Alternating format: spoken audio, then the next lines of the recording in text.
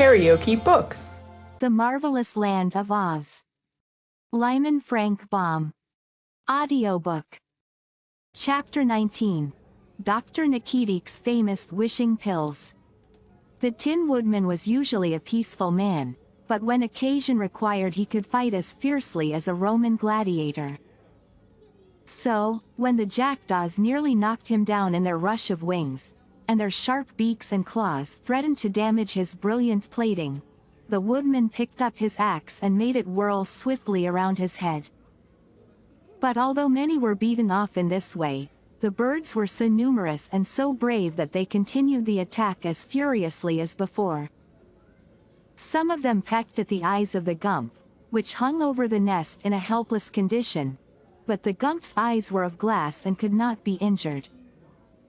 Others of the jackdaws rushed at the sawhorse, but that animal, being still upon his back, kicked out so viciously with his wooden legs that he beat off as many assailants as did the woodman's axe. Finding themselves thus opposed, the birds fell upon the scarecrow's straw, which lay at the center of the nest, covering Tip and the woggle bug and Jack's pumpkinhead, and began tearing it away and flying off with it, only to let it drop, straw by straw, into the great gulf beneath. The scarecrow's head, noting with dismay this wanton destruction of his interior, cried to the Tin Woodman to save him, and that good friend responded with renewed energy. His axe fairly flashed among the jackdaws, and fortunately the gump began wildly waving the two wings remaining on the left side of its body. The flutter of these great wings filled the jackdaws with terror, and when the gump by its exertions freed itself from the peg of rock on which it hung, and sank flopping into the nest, the alarm of the birds knew no bounds and they fled screaming over the mountains.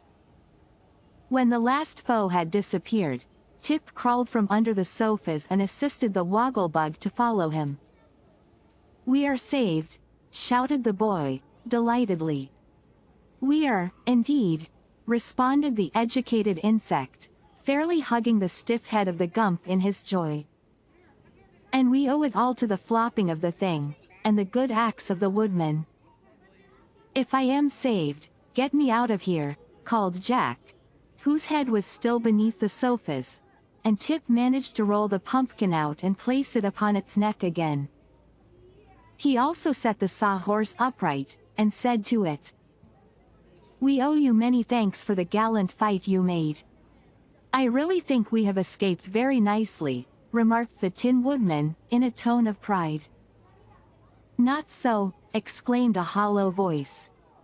At this they all turned in surprise to look at the scarecrow's head, which lay at the back of the nest. "I am completely ruined," declared the scarecrow, as he noted their astonishment. "For where is the straw that stuffs my body?" The awful question startled them all. They gazed around the nest with horror, for not a vestige of straw remained. The jackdaws had stolen it to the last wisp and flung it all into the chasm that yawned for hundreds of feet beneath the nest. "My poor, poor friend," said the Tin Woodman, taking up the scarecrow's head and caressing it tenderly. "Whoever could imagine you would come to this untimely end?" "I did it to save my friends," returned the head, "and I am glad that I perished in so noble and unselfish a manner." "But why are you all so despondent?" inquired the woggle-bug.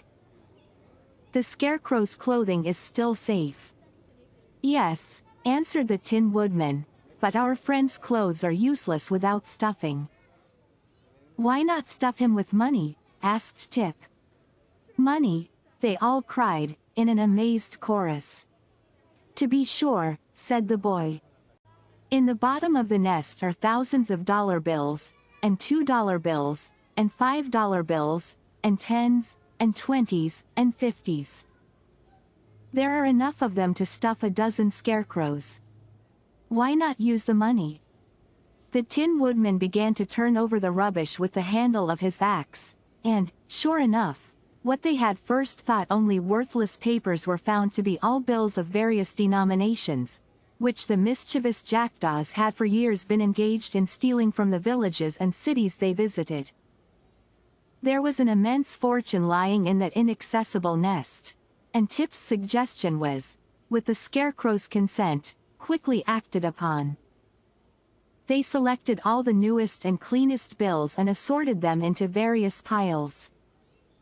The Scarecrow's left leg and boot were stuffed with $5 bills.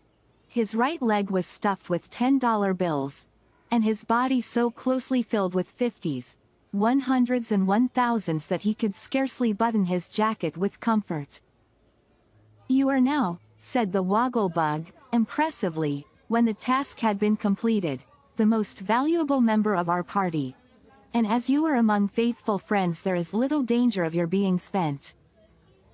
"Thank you," returned the Scarecrow, gratefully. "I feel like a new man, and although at first glance I might be mistaken for a safety deposit vault, I beg you to remember that my brains are still composed of the same old material. And these are the possessions that have always made me a person to be depended upon in an emergency." "Well, the emergency is here," observed Tip, "and unless your brains help us out of it we shall be compelled to pass the remainder of our lives in this nest." "How about these wishing pills?" inquired the Scarecrow, taking the box from his jacket pocket. "Can't we use them to escape?" "Not unless we can count 17 by 2s, answered the Tin Woodman. "But our friend the Woggle-Bug claims to be highly educated, so he ought easily to figure out how that can be done." "It isn't a question of education," returned the insect, "it's merely a question of mathematics. I've seen the professor work lots of sums on the blackboard, and he claimed anything could be done with X's and Y's and A's, and such things, by mixing them up with plenty of pluses and minuses and equals, and so forth. But he never said anything, so far as I can remember, about counting up to the odd number of 17 by the even numbers of 2s. "Stop! Stop!" cried the Pumpkinhead. "You're making my head ache." "And mine," added the Scarecrow. "Your mathematics seem to me very like a bottle of mixed pickles. The more you fish for what you want, the less chance you have of getting it. I am certain that if the thing can be accomplished at all, it is in a very simple manner." "Yes," said Tip. "Old Mombi couldn't use X's and minuses, for she never went to school." "Why not start counting at a half of 1? asked the Sawhorse, abruptly. "Then anyone can count up to 17 by 2s very easily." They looked at each other in surprise, for the Sawhorse was considered the most stupid of the entire party. "You make me quite ashamed of myself," said the Scarecrow, bowing low to the Sawhorse. "Nevertheless, the creature is right," declared the Woggle-Bug, "for twice 1/2 is 1, and if you get to 1 it is easy to count from 1 up to 17 by 2s. "I wonder I didn't think of that myself," said the Pumpkinhead. "I don't," returned the Scarecrow. "You're no wiser than the rest of us, are you? But let us make a wish at once. Who will swallow the first pill?" "Suppose you do it," suggested Tip. "I can't," said the Scarecrow. "Why not?" "You've a mouth, haven't you?" asked the boy. "Yes, but my mouth is painted on, and there's no swallow connected with it," answered the Scarecrow.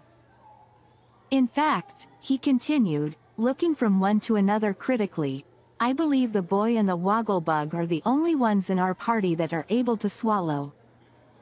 Observing the truth of this remark, Tip said, "Then I will undertake to make the first wish. Give me one of the silver pills." This the Scarecrow tried to do, but his padded gloves were too clumsy to clutch so small an object, and he held the box toward the boy while Tip selected one of the pills and swallowed it. "Count!" cried the Scarecrow. 1/2, 1, 3, 5, 7, 9, 11, counted Tip. 13, 15, 17. "Now wish," said the Tin Woodman anxiously. But just then the boy began to suffer such fearful pains that he became alarmed. The pill has poisoned me, he gasped. Oh. Oh. Ouch. Murder. Fire. Oh. And here he rolled upon the bottom of the nest in such contortions that he frightened them all. What can we do for you? Speak, I beg, entreated the Tin Woodman, tears of sympathy running down his nickel cheeks. I don't know, answered Tip. Oh. I wish I'd never swallowed that pill. Then at once the pain stopped, and the boy rose to his feet again and found the Scarecrow looking with amazement at the end of the pepper box. What's happened? Asked the boy, a little ashamed of his recent exhibition. Why, the 3 pills are in the box again, said the Scarecrow. Of course they are, the Woggle Bug declared. Didn't Tip wish that he'd never swallowed one of them? Well, the wish came true, and he didn't swallow one of them. So of course they are all 3 in the box.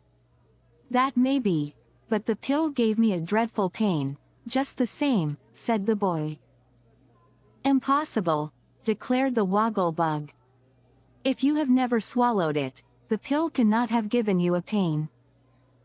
And as your wish, being granted, proves you did not swallow the pill, it is also plain that you suffered no pain. Then it was a splendid imitation of a pain, retorted Tip, angrily.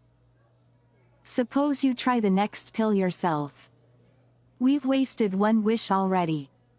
Oh, no, we haven't, protested the Scarecrow. Here are still 3 pills in the box, and each pill is good for a wish.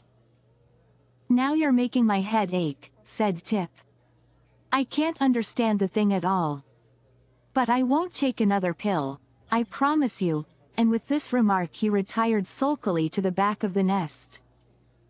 Well, said the Woggle Bug, it remains for me to save us in my most highly magnified and thoroughly educated manner. For I seem to be the only one able and willing to make a wish. Let me have one of the pills. He swallowed it without hesitation, and they all stood admiring his courage while the insect counted 17 by 2s in the same way that Tip had done. And for some reason, perhaps because Wogglebugs have stronger stomachs than boys, the silver pellet caused it no pain whatever. I wish the Gump's broken wings mended, and as good as new, said the Woggle Bug, in a slow, impressive voice. All turned to look at the thing, and so quickly had the wish been granted that the Gump lay before them in perfect repair, and as well able to fly through the air as when it had first been brought to life on the roof of the palace. If you liked what you heard, please subscribe to the channel.